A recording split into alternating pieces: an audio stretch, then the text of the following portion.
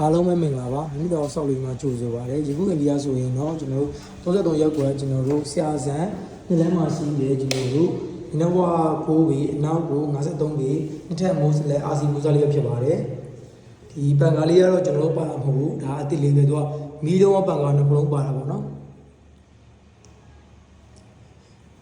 ဒီကောင်လေးကိုကျွန်တော်ဈေးနှုန်းတွေမပြောခင်မှာသူကဒီကျွန်တော်တို့တချို့ဗီဒီယိုတွေဆိုရင်ကျွန်တော်ဗီဒီယိုတွေကျွန်တော်ရိုက်ပြတယ်ဆိုတာက Asian ကိုကျွန်တော်တို့ရဲ့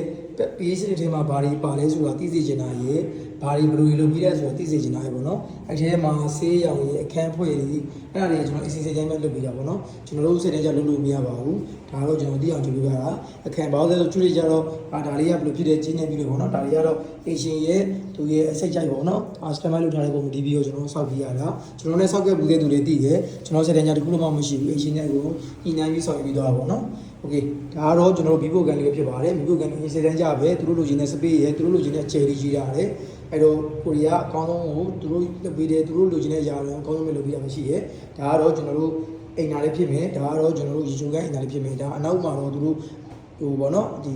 အပီချက်ထုတ်ထားတာပေါ့နော်အဲ့ဒါလေးဒါကျွန်တော်ခုပြောမဲ့ဇီနိုထဲမှာတော့ဒါတော့မပါဘူး။ဘာလို့လဲလူရိုးလို့စိတ်ကျင်နေမှုပဲနဲ့ကျွန်တော်ပါတယ်လို့ပြောရင်နောက်အိမ်ဒီမှာခက်ခဲရှိပါဘောနော်အဲ့လိုမျိုးရှိရဲ့။အဲ့တော့ဒ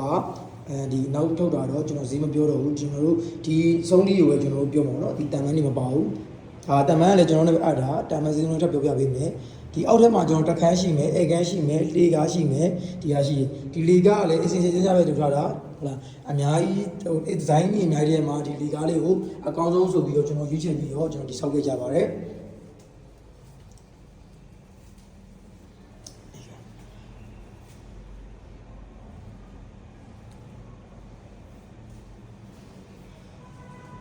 ်ဘော်ဒတ်မှာလည်းကျွန်တော်အခန်းတစ်ခန်းပဲရှိမယ်ပြီးရင်ကျွန်တော်တို့ဖျားကန်းရှိမယ်ဖျားเจ้าဆောင်ရှိမယ်ဒါဖျားเจ้าဆောင်တော့ကျွန်တော်တို့ရှိမှာတချို့တွေကနောက်ကိုထွက်တာရှိရဲဒီလိုမျိုးလုပ်တော့ရှိရဲဒါတွေကတော့ကျွန်တော်တို့လုပ်ပေးတာပေါ့နော်ကျွန်တော် package တွေမှာပါတဲ့တိုင်လုပ်ပေးရတယ်တချို့တွေကျတော့နောက်ထုတ်တာလို့ရှိရင်နော်ဒါမဲ့ဒီတကားတော့ကျွန်တော်တစ်ဆောင်ဝယ်ပေးရတယ်တွဲမှာပဲလောအပြင်မှာလို့လှုပ်ရှင်တို့လှုပ်ရတယ်ဒါကျွန်တော်တို့ပေးစရာမလိုဘူးဒီလိုပေါ့ဆိုတော့ကျွန်တော်ထပ်ပေးရတယ်နော်ဒါကတော့ကျွန်တော်ရှိဝင်တာလေးပဲဖြစ်ပါတယ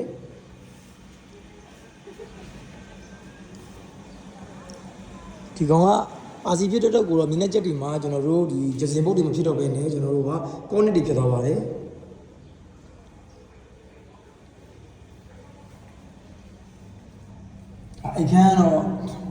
မီးရကျေယူထားပါတယ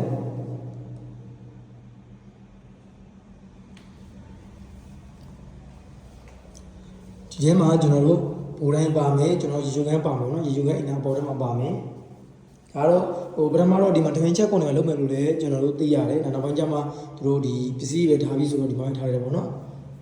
်ဒါပေါ်တဲ့တက်မဲ့ဆက်လက်ကိုတက်မဲ့လီကားလေးပဲဖြစ်ပါတယ်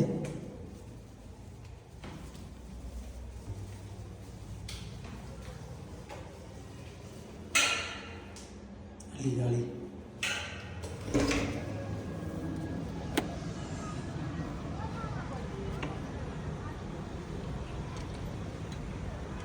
မိုးစလက်တွေဆိုတော့ကျွန်တော်တို့ဒီမိုးစလက်ပဲပါမယ်ဒီလက်ရန်တွေပါမယ်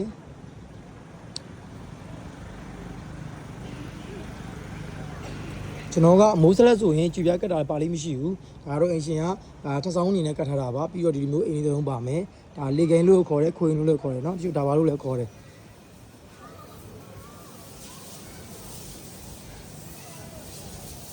်နောက်မှဆိုရင်ရေတိုင်ကြီးပါမယ်ရေတိုင်ကြီးကကျွန်တော်ပေးရထောင်ပေးထားတာဒါပေမဲ့အရှင်က15လီတာအဲ့လိုမျိုးထပ်ပြောင်းပြီးတော့ထည့်ထားပါတယ်စာပေကန်တွေကတော့ကျွန်တော်ဒီအနောက်မှာရှိပါတယ်စာပေကျွန်တော်တို့ကကြတော့ပေ60ထဲမှာเนาะကိုမြေထဲမှာဆိုရင်ကျွန်တော်တို့ကစာပေကန်တူးတဲ့လုပ်ငန်းလုပ်ပေးတယ်ဒါပေမဲ့ဒီမျိုးစီပင်လမ်းကြားမှာဆိုရင်ကျွန်တော်တို့ကဂွေချိုက်လုပ်ငန်းလုပ်ပါတယ်ဒါဆိုရင်ဒါဥမာဂွေတဂွေဒီမှာဆိုလည်းကာဂွေရှိတယ်ပေါ့နော်တကယ်လို့ကျွန်တော်တို့ဘက်ကနေတော့ဒီကောင်ကိုကျွန်တော်တို့ဝေလို့တဲ့ခါကျွန်တော်ကန်လို့တဲ့ခါကျရင်စာပေတက်လို့တဲ့ခါကျရင်ကျွန်တော်တို့ကဒီလိုအကျယ်ကိုကျွန်တော်တို့က9ပေလို့ချင်း6ပေတူးရတယ်ဒီလိုကျယ်ပေကိုကျွန်တော်တို့9ပေလို့ချင်းကျွန်တော်10ပေ17ပေတူးရတယ်ပေါ့နော်အဲ့တူးပြီးသွားတဲ့အချိန်မပြီးသေးဘူးလင်းလောင်းသွားတယ်အဲ့ချိန်မှာပဲကျွန်တော်မကြောက်ဆို2ရက်လောက်ကြာတာပေါ့နော်အဲ့ဒီချိန်မှာဒီဘက်ကဥစ္စာတွေပေါက်ကြတာဘာညာဖြစ်တဲ့ခါကျရင်ပြဿနာအများကြီးရှိတယ်အဲ့တော့ကိုကျွန်တော်ဒီလိုမျိုးလမ်းကြားဆိုရင်ကျွန်တော်တို့ဒီလိုမျိုးခွေတွေပဲချပြတာခွေအဲ့လိုခွေပဲချပြပါတယ်ကိုယ့်ရဲ့ channel မှာပြီးတော့မြေမာမှသာကျွန်တော်တို့ကဒီစာပေတက်တော့ကျွန်တော်လုပ်ပေးတာပါ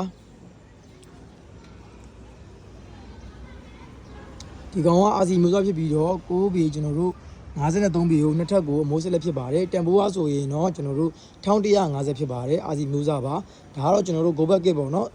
အဲ့တူတဲ့ပိုကောင်းနဲ့ကျွန်းတကားရဲ့ယူမယ်အလူမီနီယမ်ဘရင်းပေါက်တွေနဲ့ယူမယ်ပါကေးတွေနဲ့ယူမယ်ဆိုရင်တော့ကျွန်တော်တို့တစည်းတက်တက်ဖြစ်သွားပါတယ်1400ဝန်းကျင်ဖြစ်သွားပါတယ်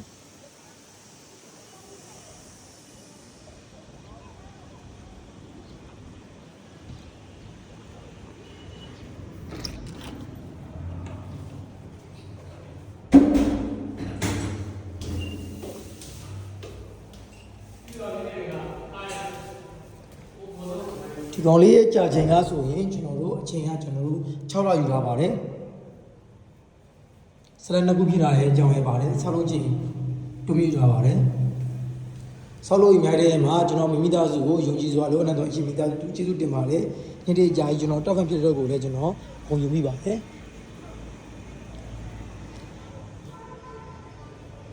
ဒီတမန်နေရတော့ကျွန်တော်တပတ်ကို33,000ခွန်းနဲ့ကျွန်တော်လက်ခံဆောင်ရွက်ပေးတာပဲဖြစ်ပါတယ်ဒီကောင်လေးတက်ပေါ်ဆိုရင်တော့1150ပဲဖြစ်ပါတယ်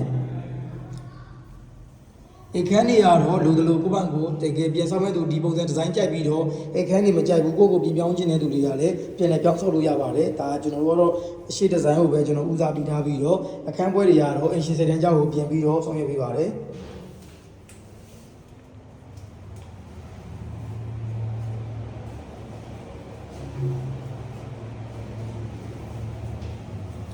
ဆောက်လုပ်ရေးများတဲ့မှာယူဇာလုံးတို့ကိုကျေးဇူးတင်ပါတယ်လောကအောင်စီပါစေလို့ကျွန်တော်မိသားစုကိုစားကျွန်တော်ဆုတောင်းပေးပါတယ်